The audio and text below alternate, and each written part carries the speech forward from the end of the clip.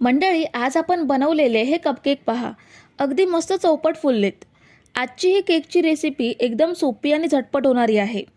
ह्या केकसाठी आपण अगदी परफेक्ट मेजरमेंट वापरले आणि याचं मिश्रण आपण जरासुद्धा हाताने फेटून घेतलेलं नाही. चहाचे साधे कप वापरून आपण हे चौपट फुलणारे मऊ लुसलुशीत केक कढईमध्येच बनवून घेतलेत. मंडळी, रेसिपी सुरू करण्याआधी चॅनलवरती नवीन असाल तर चॅनलला लगेच सबस्क्राईब करून घ्या.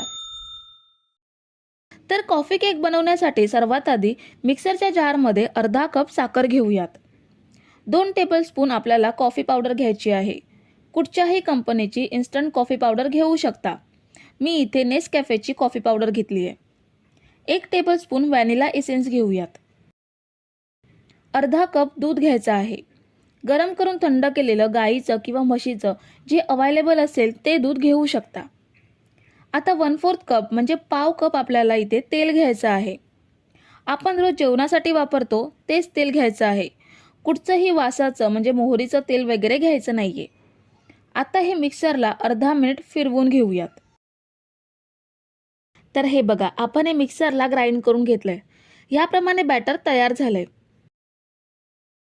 आता पुन्हा आपण जारमध्ये 1 कप मैदा घेऊयात आणि 4 टेबलस्पून आपल्याला दूध पावडर घ्यायची आहे. 2 चमचे कॉफी पावडर घेतली आहे, त्यासाठी आपल्याला 4 चमचे दूध पावडर घ्यायची आहे. दूध पावडर सुद्धा कोणत्याही कंपनीची घेऊ शकता. आता ह्यामध्ये अजून अर्धा कप दूध घेऊयात. म्हणजे संपूर्ण रेसिपीमध्ये आपण पूर्ण 1 कप दूध वापरलंय. आता केक बनवण्यासाठी जे महत्त्वाचं साहित्य आहे ते घेऊयात. 1 टीस्पून बेकिंग पावडर घ्यायची आहे आणि पाव टीस्पून बेकिंग सोडा घ्यायचा आहे. आता पुन्हा आपण हे मिक्सरला अर्धा मिनिट फिरवून घेऊयात. तर हे बघा, आपण हे छान ग्राइंड करून घेतलंय. एकदम परफेक्ट कन्सिस्टन्सी तयार झाली आहे. आपल्याला केकचं बॅटर हाताने फेटून घेण्याची सुद्धा गरज नाहीये. मिक्सरला फिरवून घेतल्यामुळे सगळं छान एकजीव तयार होऊन बॅटर मस्त फ्लफी तयार होतं. आता इथे मी 8 कप घेतलेत. हे साधे चहाचे कप आहेत. ह्या कपांना तेल किंवा तुपाने ग्रीस करायची सुद्धा गरज लागत नाही की बटर पेपरची सुद्धा आवश्यकता नाहीये. केक अगदी सहज यामधून बाहेर येतो. ह्या कपांमध्ये आपल्याला अर्धा ते पाऊण कप एवढंच बॅटर भरून घ्यायचं आहे. खूप जास्त फुल भरायचा नाहीये, कारण बेक होताना बॅटर वरतीपर्यंत येतं आणि ते प्लेटमध्ये पडू शकतं.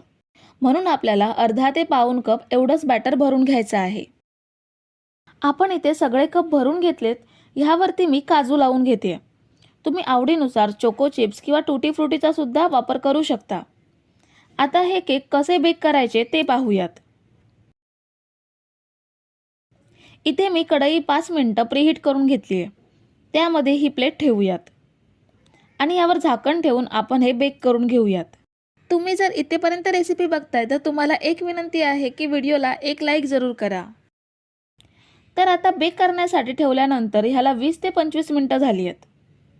हे बघा, आपले कप केक किती सुंदर टम्म फुललेत. पण हे पूर्ण बेक झालेत का ते पाहूयात. ही बघा, टूथपिक क्लीन निघाली आहे, म्हणजे आपले कप केक एकदम परफेक्ट बेक झालेत. आता आपण हे कढईमधून बाहेर काढून घेऊयात आणि थंड करून घेऊयात.